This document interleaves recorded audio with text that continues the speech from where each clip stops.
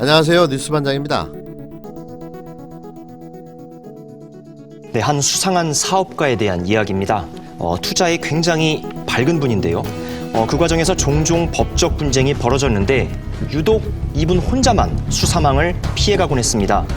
어느 특별한 검사의 장모님, 그분 둘러싼 의혹 취재했습니다. 장모라면 결국 그분의 사위가 이 의혹과 어떤 관련이 있느냐에 관심이 갈 수밖에 없는데 그 사위가 꽤 유명한 분이죠. 9일 방송된 MBC 탐사기획 스트레이트 검사님과 장모편 잘 보셨나요? 보시고 어떤 생각이 드셨습니까? 대한민국 무소불위 권력기관 검찰의 최고 수장에 어긋난 가족사랑의 모습 어떠셨나요?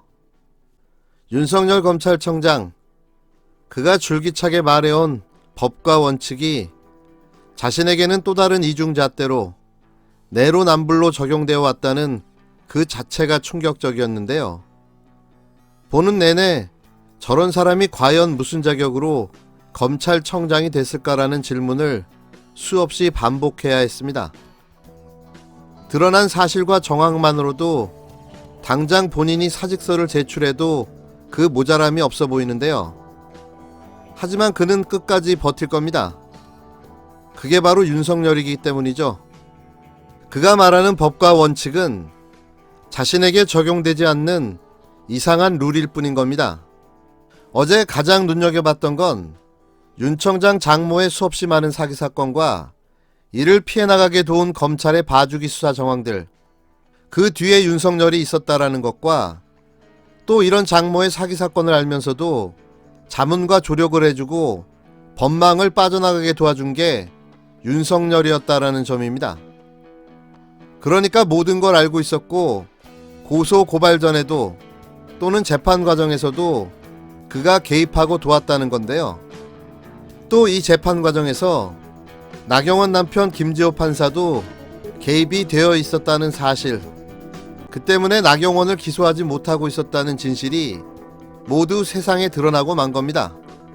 그런데 그 사건의 진행 과정도 뭔가 석연치 않습니다. 특히 항소심 재판이 1년 반 정도 미뤄지는 기간이 있는데 이때 담당 판사가 나경원 의원의 남편이에요.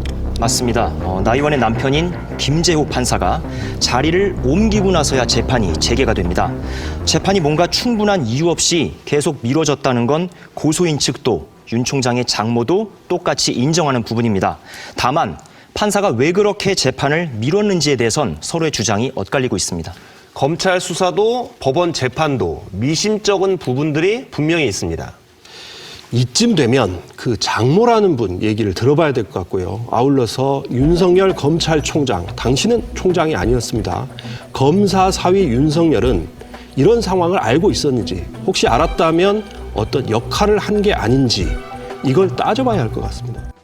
9일 방송된 MBC 탐사기획 스트레이트는 지난 2013년 윤석열 청장의 장모 최모 씨는 안모 씨와 경기도 성남의 도촌동 땅에 공동으로 투자해 이익을 나누기로 하고 349억 원대 가짜 잔고 증명서 4장을 허위로 만들었지만 어떤 수사도 받지 않았다고 방송했습니다. 방송에서는 해당 위조 문서가 부동산 투자 사업에 추가 자금 마련 시도에 활용됐으며 잔고증명 위조 장본인 또한 윤석열 검찰청장의 아내 김건희 씨의 지인으로 알려지는 등 윤석열 청장의 아내 일가에 대한 의혹을 제기했는데요. 최 씨의 동업자의 증언을 통해 검찰의 봐주기 수사 정황도 나왔습니다. 증언 중에는 최 씨가 우리 사위가 검사다라고 말했다는 내용도 있는 것으로 확인됐는데요. 사문서 위조 혐의가 벗어나기 어려운 상황에 놓였던 최 씨가 벌을 면한 것에 대해 구정모 변호사는 사문서 위조가 명백한 그 행사도 명백한 것을 인지하고도 최소한 기소유예 처분도 하지 않았다고 한다면 그것은 좀 부적절한 것이 아닌가라고 지적했습니다. 최 씨는 잔고증명서 조작을 인정하면서도 자신도 사기 피해자라고 주장하면서 안 씨가 아는 선배한테 보관을 해야 자기한테 유리하게 어떻게 해준대. 그러니까 그것으로만 알았지.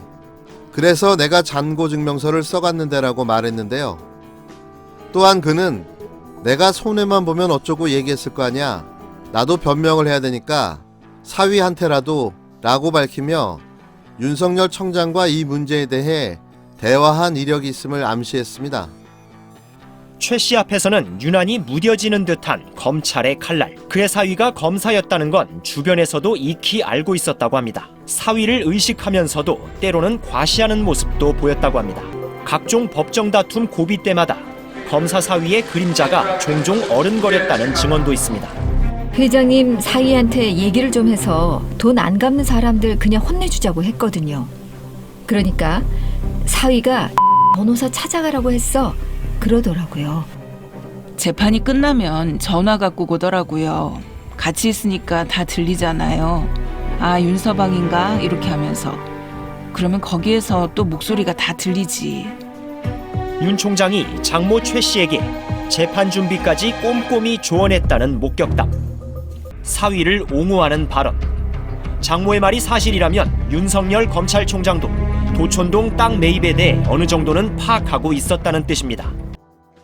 이런 분이 현직 검찰청장으로 있다는 사실이 부끄럽습니다.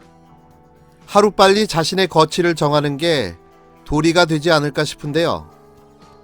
이런 상황에 윤 청장은 한 시민단체로부터 고발을 당했습니다. 그런데 아이러니하게도 이 사건을 맡아 윤 청장을 수사하게 될 사람이 바로 이성윤 서울중앙지검장인데요. 이번엔 상황이 역전된 겁니다. 과연 이 수사는 어떻게 될까요? 집권 여당이 21대 총선에서 제1당이 되지 못한다면 어떤 일이 벌어질까요? 문재인 정부가 진행하던 모든 개혁과 적폐청산은 다시 원점으로 돌아갈 것입니다. 검찰개혁, 사법개혁, 교육개혁, 거기에 대통령 탄핵을 주장하며 남은 임기 2년을 뒤흔들 텐데요. 이게 보수야당과 극우 세력들, 그리고 윤석열 정치검찰이 원하는 거죠. 그래서 빨리 연합비례정당 창당과 제대로 된 투표가 절실한 겁니다.